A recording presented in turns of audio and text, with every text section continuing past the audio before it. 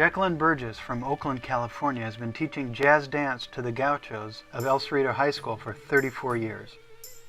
How this nurtures the students is so important because of the dedication and familial respect they practice here.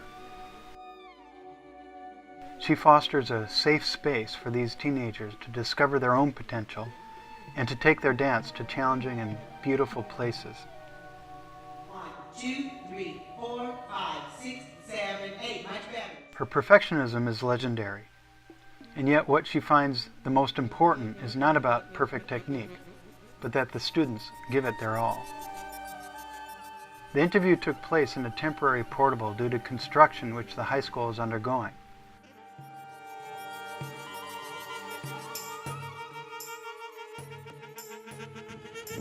Cell block 8. Cell block 8. And it's in Braille also. I tell them, if you can walk, you can dance.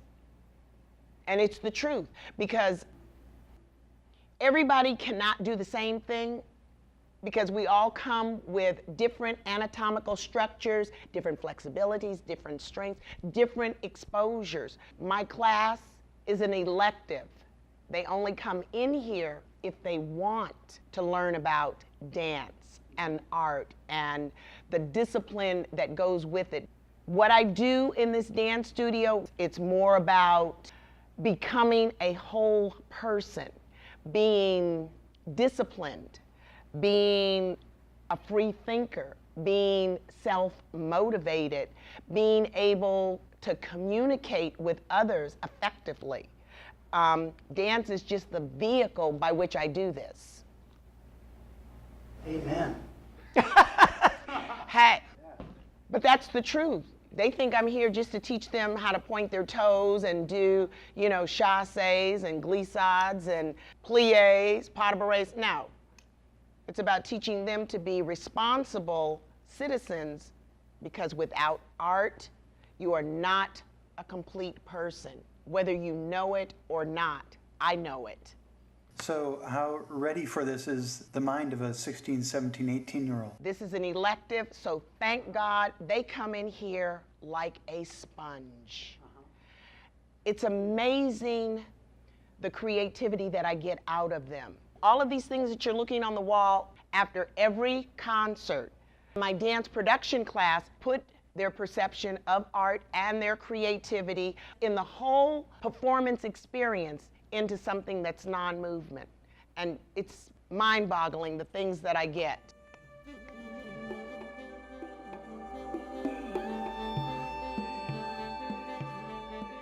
Young dancers that study with me get the old school. I don't play. When we come in here, when we put on leotards and tights, it becomes business. We can laugh and giggle. My student teacher kind of tripped.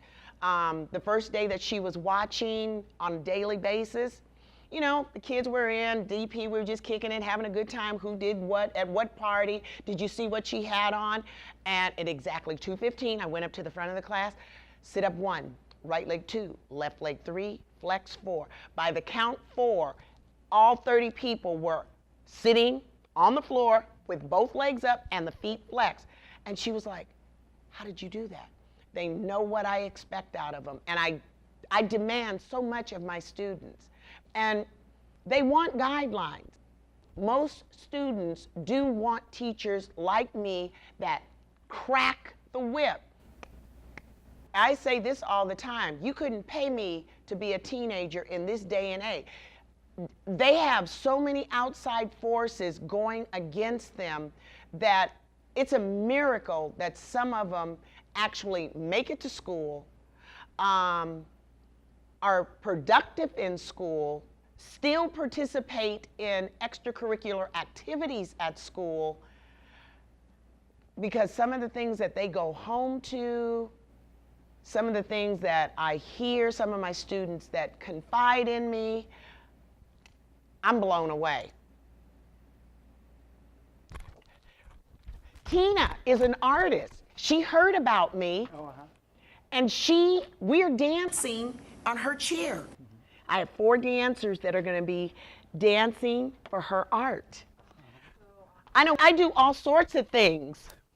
So show me Judith Jameson. She's right here. Oh my God, there she is. That's her. She was just like, when I saw her dance, it was like, oh my God, I want to be like her when I grow up. But she's like 6'2" and just, All limbs. yeah. And these are my kids. We just travel everywhere. We change our bulletin board all the time. And I take them out. We've danced at Davies Hall. We've danced everywhere. This is our wardrobe room right now while we're in these portables. 23 long sleeve white unitards. So this is the fourth and last performance of 2008, right? Sorry. This was last night. These students, they may not have the best technique on the planet, but their hearts are there. Yes. So that's what matters to me. They're always trying. They always put forth that effort. This is Gold Lion.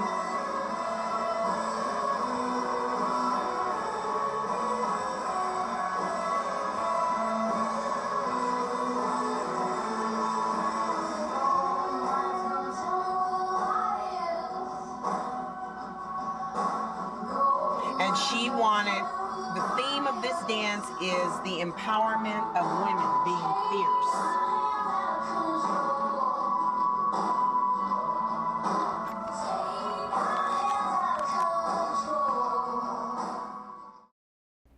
We are family, and everyone who is in this class is a member of the family.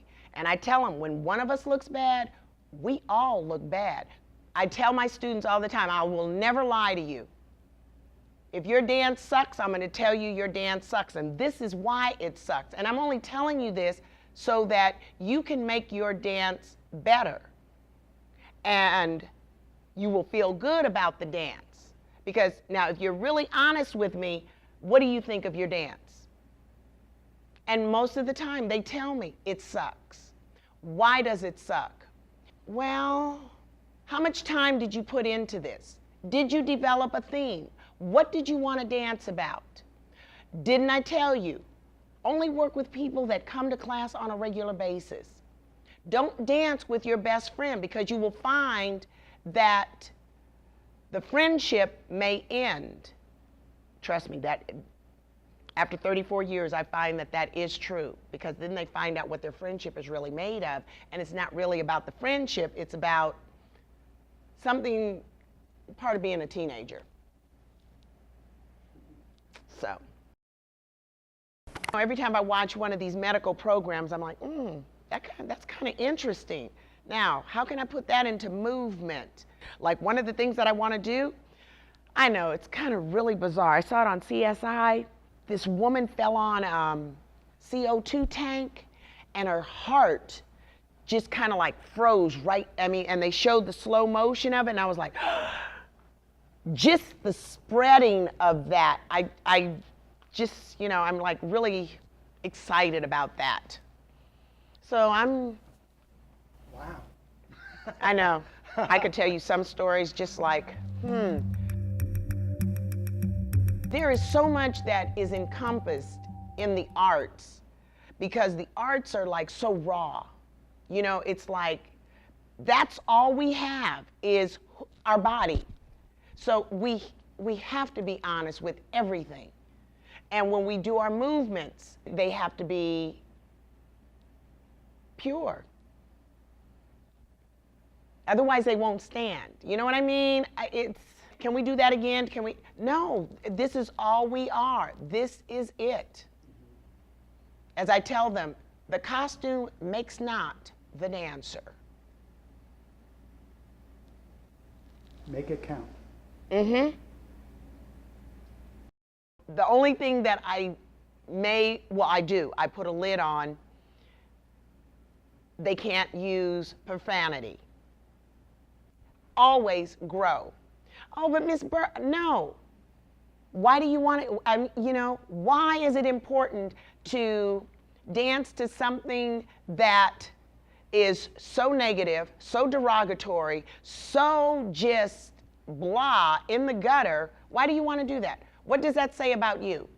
I try to get them to use music that doesn't have preconceived ideas. People have already heard it a million times, it's popular, you already have a preconceived idea about it, and you've lost your audience right there, unless you come out with 6 o'clock legs. Our last dance concert, many of the older people that came and saw the show, the most important thing was, God, the music was so great. I can't believe, Jackie, you get these kids to think about what they use. I mean, you know, because we went back, we had Led Zeppelin, we had Marvin Gaye. I mean, it was all real music.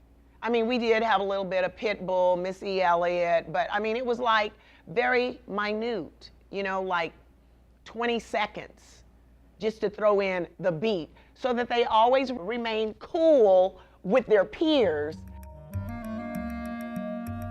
Sometimes how I write things down will inspire the tempo or the meter that I use, just simply because if I say it,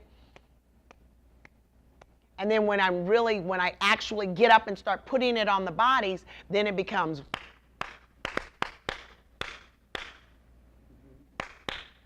and then I have to read it like that, and it just, you know, that's one of my creative processes. And then sometimes I just look at things, and as my students say, Miss Burgess, sometimes you are the most random person I know. And I'm like, yeah, and I hope I never change, because when you become unrandom, then you're boring.